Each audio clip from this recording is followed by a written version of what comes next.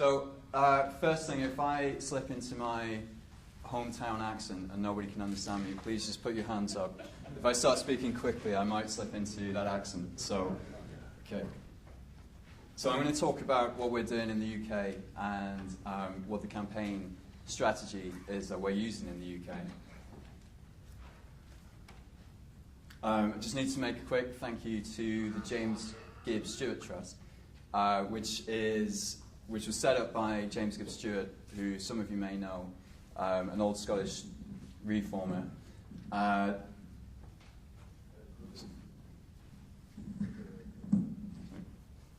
get this right. Okay, so the James Gibbs Stewart Trust. James Gibbs Stewart is an old-time reformer in Scotland. So they send their best wishes. Alistair McConaughey as well, and Alexandra Hardy and David Brown, two of the trustees over there. Alistair McConaughey and James Gibbs Stewart have spoken here in the past conferences. Okay, so I was here last year, the last conference, and saw what the American Monetary Act was doing in terms of getting progress for monetary reform. So when I went back to the UK, we decided that we needed to do the same for the UK and prepare some draft legislation. So that was the first thing that we worked on last year and the beginning of this year. We called it the proposed Bank of England Act. The Bank of England Act of 1998 was the most recent one to change the role of the Bank of England, and we thought that because this reform would also be changing that role, we should call it by the same name. So we set up this website with the draft legislation.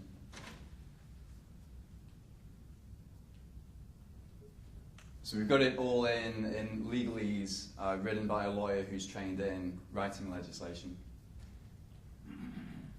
We've got a really quick 5-minute overview for anybody who wants to understand it on a simple level. But we've also got about 20,000 words of documentation explaining how every element of this reform could work. And it's very similar to the American Monetary Act, but with a few subtle differences that make it appropriate for the UK situation. So, and since that's gone up, we've had about 3,000 readers a month with very little active marketing. That's just through word of mouth. We've had about 300 comments on there. There's an active discussion.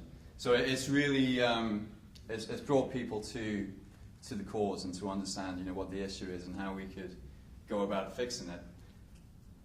However, we realized we were pushing a solution to a problem that nobody knows exists. Now, the problem with that is you get objections that are based on a misunderstanding of the fundamental problem. So you would have people picking out really tiny minor issues of the reform and saying, oh no, it can't work because of this or it can't work because of that, without them really understanding what the fundamental problem is. Okay, so we recently decided that we need to focus on explaining what the problem is. And the twist with that is that when you get somebody to really understand the problem, the first thing they say is, so how do we fix it? And then you show them the solution. But the priority for us now is making the problem clear, making people understand that there is a problem with the way the banking system works and the way money is created. Okay, so we called the campaign Positive Money. This is the website here. And we've got quite a clear message, which is basically that the way the banking system works right now is fundamentally flawed. Fractional reserve banking doesn't work, and we can do better. So we have when you go on the website, there's a quick presentation there. If you got the best minds in the world together to create a banking system, would they create what we had now, or could they do something better? Something that's stable. Because the current system triggers a recession every 5 or 6 years. Could they create something sustainable? Because the current system requires infinite economic growth. Could they create something productive? Because the financial crisis that was triggered by the system threw millions into unemployment, which is a complete waste of resources and people's time. And could they create something fair? The current system puts people into debt unnecessarily.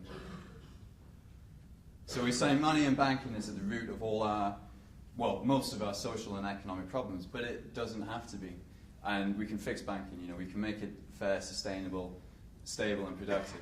So this is a campaign where we're getting people to join us to basically demand a better banking system. Okay, so the name, Positive Money, we decided to take the confrontation out of this campaign. You know, we don't want to go in there with an anti-bank angle. We want to be able to work with anybody. We wanted to make it positive, you know, optimistic. We're not attacking banks or bankers. We're just attacking the business model that they use. So it's positive, it's optimistic, it's constructive. We're saying we can do better. It's not difficult to look at the current banking system and design something better. You know, we know it doesn't work. And this new name for the campaign, Positive Money, has opened so many doors already that would otherwise have been closed to us. It makes it a lot easier to get high-profile supporters because, you know, everybody could sign up to try and get a positive money and a positive banking system. Nobody wants a socially destructive money or banking system. So the core message, fractional reserve banking doesn't work. Money and banking is at the root of most of our social and economic problems, but it doesn't have to be. And money and banking is the foundation of the economy, whether you like it or not. So we need to make sure that's a firm foundation so we can build whatever, you know, society and economy we want. Okay, so we're saying the current system is unfair. The banking system is currently subsidized by ordinary people who have to pay interest on every single pound or dollar that exists in the economy. And it throws people into debt unnecessarily. Instead of poverty having zero in your bank account, poverty in the current system is being minus $30,000 or minus $50,000 into debt. It's unstable.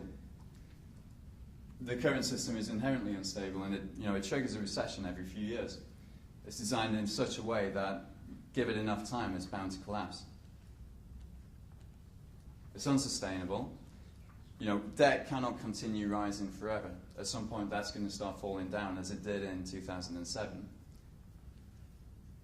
And it's unproductive. You know, the current banking system pumps its money into housing while it starts businesses of investment. That isn't leading to the best outcome for the economy. It throws millions onto unemployment benefit, and it bankrupts otherwise sound businesses when we have a recession.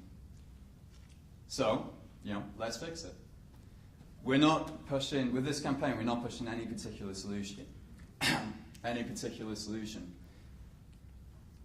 Basically, we're focusing on raising awareness of what the fundamental problem is, because we have to realize that at the moment, very few people actually understand what this issue is. Very few economists understand how money is created and what impact that has on the economy. And we're also trying to set out a criteria against which any solution can be assessed. So if somebody's coming up with, this is what we need to do to the banking system, we can just compare it against this checklist of criteria and see if it really is an improvement or not. So we put this criteria together for what we're calling a positive money system. So we said, let's make banking fair. So banks should operate in the same market constraints as apply to ordinary citizens and businesses. You know, if small businesses and workers have to compete in a free market, then banks should be in a free market as well. They shouldn't be in this government-protected, government-subsidized position that they're in at the moment, where they know they can't go bankrupt and where bad businesses are bailed out by the taxpayer and allowed to continue. So banks shouldn't benefit from state support or any hidden subsidies, such as the hidden subsidy that they get from being allowed to create the nation's money supply.